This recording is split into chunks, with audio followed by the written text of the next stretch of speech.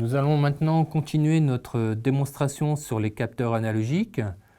La précédente démonstration, nous avions relevé en envoyant les informations en série sur la fenêtre de notre éditeur via le câble USB. Donc comme quoi, vous voyez que le câble USB sert à différentes choses, en l'occurrence à téléverser le programme, le croquis que vous avez réalisé depuis l'éditeur vers notre petite carte Arduino, mais peut servir aussi, comme c'était le cas dans l'exercice précédent, à renvoyer des informations aussi en mode série de la carte Uno vers l'ordinateur et les afficher donc dans le petit moniteur que nous avions ouvert en haut de l'éditeur. Ce que je vous propose maintenant, c'est d'essayer de trouver une petite fonction pratique à ce montage. Et ce que j'aimerais éventuellement, c'est pouvoir récupérer l'information de la cellule et pouvoir ensuite envoyer cette information sur la LED pour l'allumer plus ou moins fortement, avec une intensité de lumineuse plus ou moins forte en fonction de ce qu'on va récupérer sur la LED. Donc pour cela, nous allons maintenant revenir sur l'ordinateur et écrire un nouveau programme qui s'affiche actuellement. Vous voyez, donc nous avons toujours nos deux constantes faux et LED qui sont branchées sur les mêmes broches, hein, A0 l'entrée analogique et la broche 9 qui est la sortie numérique, puisque la LED était restée branchée. L'initialisation de la variable lum comme tout à l'heure, ça ne change pas. J'ai toujours ma connexion série que j'ai gardée, donc je vais pouvoir consulter les informations remontées dans mon petit moniteur. Et j'ai rajouté ici dans le setup, dans la partie setup, la configuration de la LED en sortie sur la broche 9. La LED étant déjà câblée puisque nous ne l'avons pas modifiée. En ce qui concerne la dernière partie du programme, loop, je vais de nouveau récupérer l'information lue aux bornes de la photocellule à l'aide de analog read et dans la variable lum. Et ensuite, je vais l'envoyer, comme nous l'avions fait précédemment, en série pour l'afficher dans mon petit moniteur. Donc ça ne change pas. Ce qui a changé, c'est que j'ai rajouté cette ligne ici, analog write, sur la LED.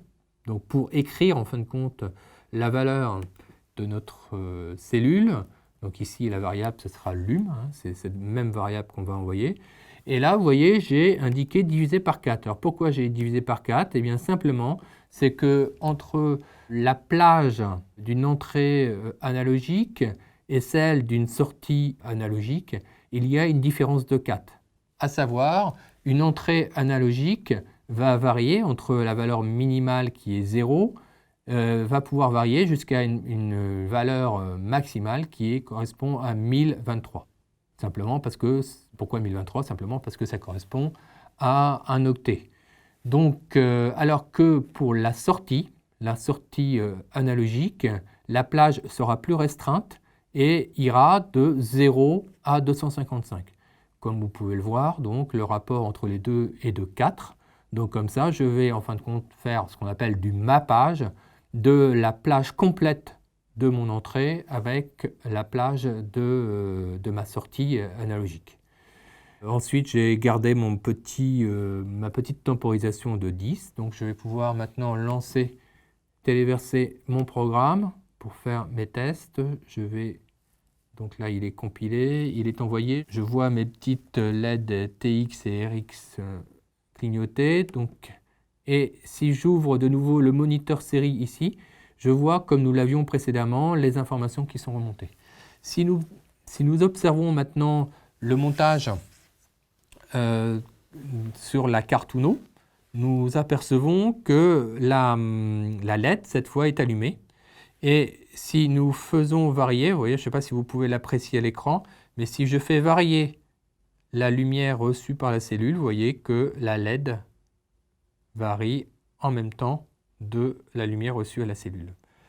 Alors, ce n'est pas flagrant, on les voit quand même varier, je vous invite à le faire sur vos plaques de montage pour l'apprécier de vous-même. Donc on va essayer de l'améliorer encore un peu plus, puisque si on retourne sur le moniteur, là je vais refaire varier de nouveau sur le moniteur série, je vois que la valeur minimale est de 20 et elle monte jusqu'à pleine lumière à 200.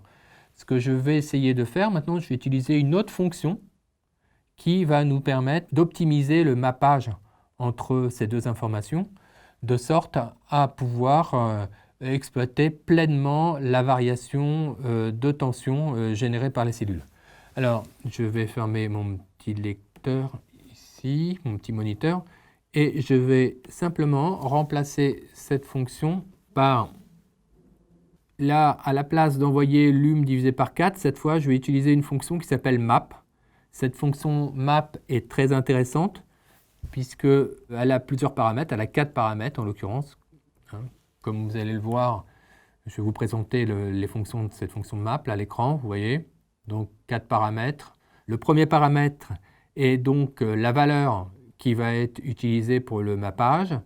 Ici, les deux autres paramètres, nous avons les valeurs d'entrée, donc celles de notre cellule. On a remarqué qu'elle variait entre 20 et 200 à peu près. Et là, nous avons ici la plage de variation possible de la LED qui, elle, reste inchangée puisqu'elle pourra varier entre 0 et 255 sur une sortie analogique, nous l'avons vu déjà précédemment. Je vais donc retélécharger ce nouveau programme. Je vais le téléverser sur la carte et je vais essayer d'apprécier un petit peu si j'ai réussi à optimiser mon montage. Revenons maintenant sur notre maquette pour voir le nouveau fonctionnement avec cette fonction map en plus. Si je vois que ma cellule, ma LED est légèrement allumée et si j'approche mon doigt pour masquer un petit peu la lumière, vous voyez, elle est beaucoup plus sensible puisqu'il suffit que j'occulte légèrement la lumière pour que la LED réagisse. Voilà. Donc après, c'est une question d'ajustement. Il faut, avec cette fonction map qui est quand même très très intéressante, parce que ça c'est quelque chose qui nous arrive très très fréquemment, d'avoir à configurer, à mapper, donc à faire correspondre une plage de variation en entrée, une plage de variation en sortie. Donc c'est vraiment une fonction qu'il faut avoir dans sa caisse à outils d'Arduino pour tous les futurs montages que vous aurez l'occasion de réaliser.